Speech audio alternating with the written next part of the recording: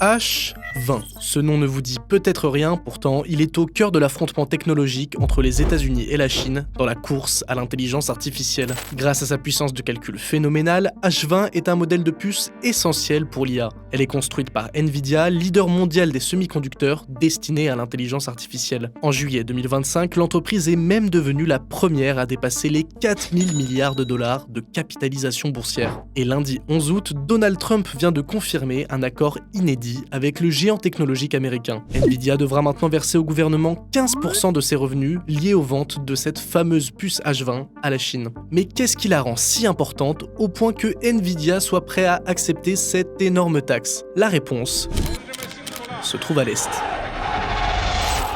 Pour comprendre, il faut remonter à octobre 2022. Joe Biden, alors président des États-Unis, interdit l'exportation vers la Chine de deux modèles de puces Nvidia, la H100 et la H200.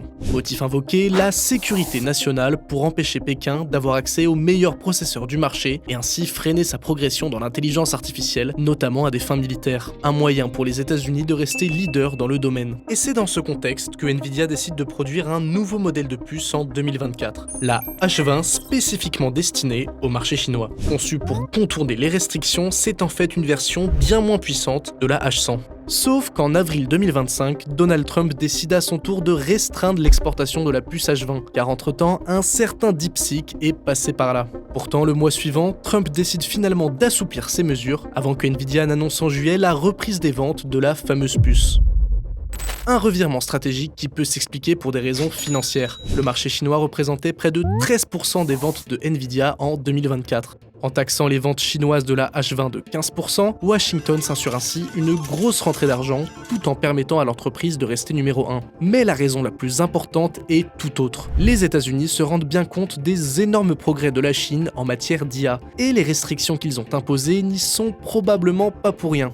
Privées des meilleurs processeurs du marché, les entreprises chinoises ont dû développer leurs propres puces pour garantir leur autosuffisance. Et certains modèles fabriqués par Huawei, comme la 910B et la 910C, sont déjà très performants. En relançant l'exportation de H20, Washington tente donc de reprendre la main dans la course. Le but est de garder la Chine dépendante de la technologie américaine, tout en l'empêchant d'avoir accès aux puces les plus avancées.